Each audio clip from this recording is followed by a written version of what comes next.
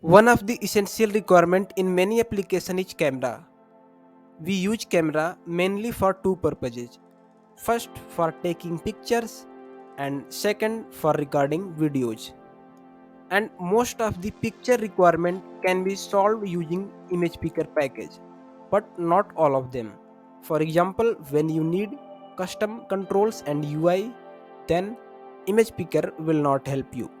And here comes the camera package to rescue us. It can be used for recording video and taking pictures with custom UI and controls. So, hello friends, welcome to T Developers. My name is Pradeep, and in this video we will learn how we can use camera plugin in Flutter application. So, let's start. If you are new here, subscribe and like for more such videos.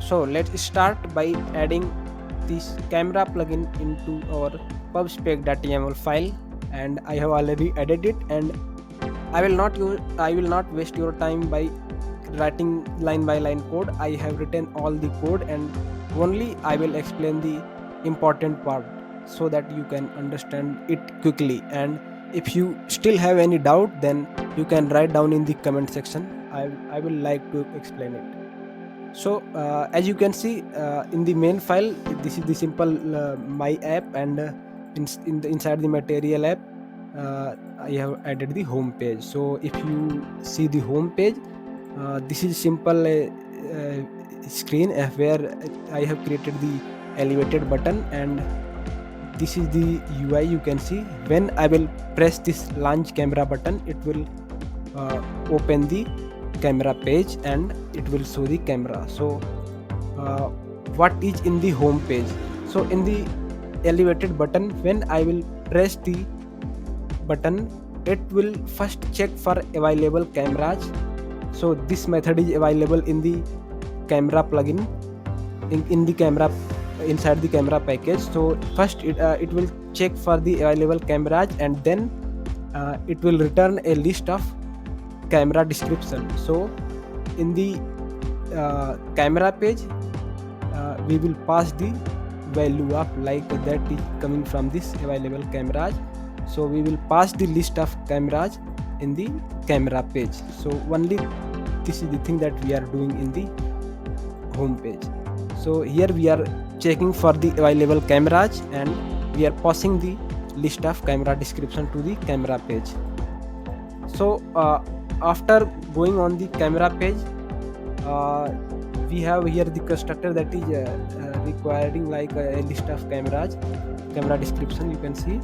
So what is the list of camera description means? It will show the all the available cameras. Like if in your device there are multiple cameras, then this can be used for that purpose. And here is the main controller for our camera, and this is the X file that will helpful while taking the picture and using the image path. And inside the init state, we have initialized the controller with the available camera 0, means it will use the camera and available at 0 index. It will use the first camera, and the resolution we are using by default the max. And after the initializing of controller, we will check if the it is not mounted, then we will simply return, otherwise we will set the status, we will update the UI. And make sure to dispose your controller inside the dispose method. And in the build method, first we will check if the camera value is not initialized, then we will simply return this circular progress indicator. And if controller value is initialized, then we will return the column, and inside the column here is the widget that will show the camera. And I have wrapped it with a size box for the custom height and width of camera. So it will show the camera with the height of 400 and width of 400. And here is the button that will take the picture, and on pressed, what it will do, it will take the picture using the take picture method of the camera controller.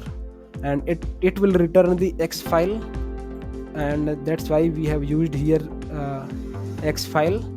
And it will return the X file, and that we are storing in the picture file. And after that we are updating the UI. And here, if the picture file is not null, then we are returning the image.network, and inside the URL we are passing the picture file.path. So this is for web, because I am running my application on the web. But if you are on the Android or iOS, then you need to write something like image.file, then inside the file you need to put the picture file.path. So in this way we can show the picture on the screen. And using the take picture method, we can easily take the picture and update the UI. So this was quite easy. And let's run this and see how it looks like.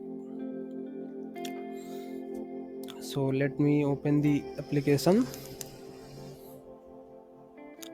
Okay, so when I will click on launch camera, if you are opening it first time, it will ask for permission, but here you can see it is not asking for permission because I have already allowed it. And now you can see me, but I will blur my face, so you will not be able to see me. I will reveal my face very soon, so stay tuned for that. So here is the capture image button. So when I will press this capture image button, it will take a picture and it will show the in the image dot network here. So in this way we can easily take picture using the camera plugin. And I have explained very quickly, and still if you have any doubt, then you can write down in the comment section. I would like to explain those. And yeah, that was all about the camera plugin and taking picture using the camera plugin. So thank you for watching. See you soon.